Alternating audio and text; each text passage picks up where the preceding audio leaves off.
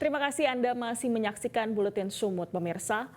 Menteri Pertahanan sekaligus Presiden terpilih Prabowo Subianto tidak hadir dalam pelantikan 3 menteri hari ini di Istana Negara.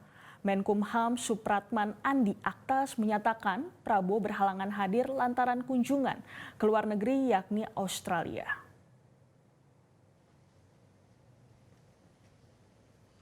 Pernyataan Supratman disampaikan usai pelantikan dirinya sebagai Menkumham di Istana Negara.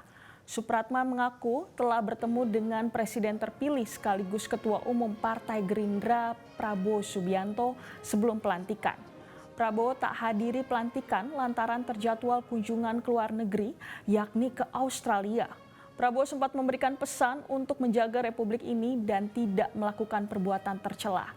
Supratman menegaskan pertemuan dirinya dengan Prabowo itu bukanlah sinyal akan melanjutkan menjadi menteri di kabinet Prabowo mendatang. Jelajahi cara baru mendapatkan informasi. Download Metro TV Extend sekarang.